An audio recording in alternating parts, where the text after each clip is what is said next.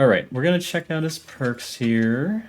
Dominance. The first time each totem and each chest is interacted with by a survivor, that totem or chest is blocked by the entity for 8 seconds. I can see that being useful for totem builds. You can also combine that with his other perk here, Human Greed, this one. You see the auras of unopened chests, and survivor auras are revealed for 3 seconds when they enter an 8-meter range of the chest. You also gain the ability to close chests by kicking them, and this ability has a 60-second cooldown, but basically if you kick the chest closed, then the survivor has to open the chest again. And if they have to open the chest again, then they have to get their aura revealed again. There's only 3 chests on each map unless people burn coins, you know? So, can't be too sure if this is really going to come in handy. Hex Wretched Fate. After one generator has been repaired, a random dull totem becomes a hex totem and curses the Obsession. The Obsession suffers a 33% repair speed penalty. They also see the totem's aura within 12 meters. This only affects the Obsession. How much time does that really buy you? Well, if a gen takes 90 seconds to complete, and then there's a 33% penalty, 120 seconds is what the new time will be to repair gen, so is it worth it? If the Obsession isn't doing gens, if they're like a looper type of survivor, they're just looping you, then it's not going to do much for you.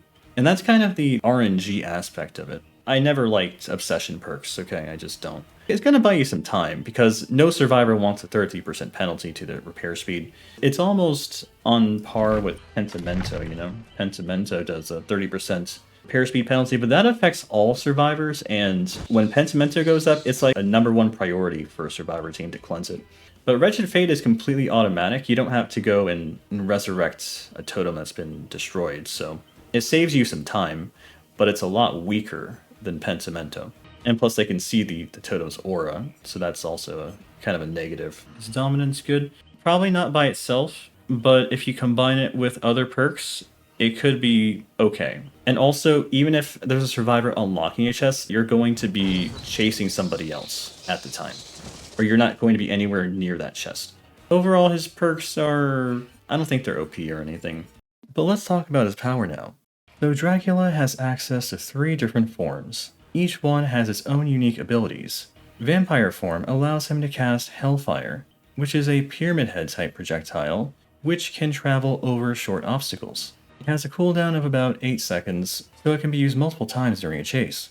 Wolf form grants Dracula increased move speed, enhanced tracking ability like brighter blood pools and scratch marks, and survivors also leave a trail of scent orbs behind them. Dracula can collect scent orbs to charge a powerful pounce attack. He can pounce twice per cast, and his second pounce can be aimed in a different direction. And while in bat form, Dracula becomes undetectable. He also moves faster, ignores drop pallets and windows, and can teleport to any vaulting location within 32 meters. However, survivors become invisible while he's a bat, but you can track them by their scratch marks and sounds that they make. Using Dracula's power effectively will require the player to understand the different scenarios that each form is useful. Vampire form and wolf form are good for denying loops, and bat form is good for map traversal and sneaking up on survivors. Now let's have a look at Mr. Belmont's perk, shall we? Exaltation.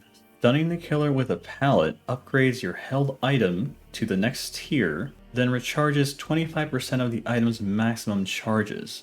So you have like a green flashlight here. The flashlight goes from a green flashlight to a purple flashlight. It also gets charges back. Is that worth it? I mean, I think for people who loop a lot, they're going to love this perk because they'll have infinite flashlight basically. That sounds pretty fun, but I don't think it's really worth it if you're not a looper.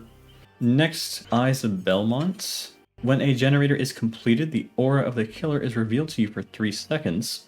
Whenever a killer's aura is revealed for a specific amount of time, that time is increased by 2 seconds. Okay. You can pair this with Babysitter, Dark Sense, oh, Fogwise, yeah. Hardened, anytime you would scream, yeah.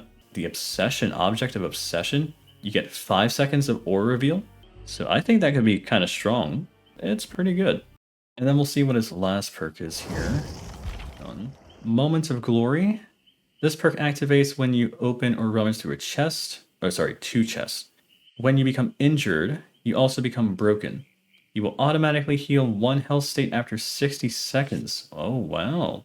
I wonder if you could activate this multiple times during a match, because that would be pretty strong, wouldn't it? You can work on gens while you're automatically healing. You don't have to look for anybody to heal you. I do think it's pretty strong.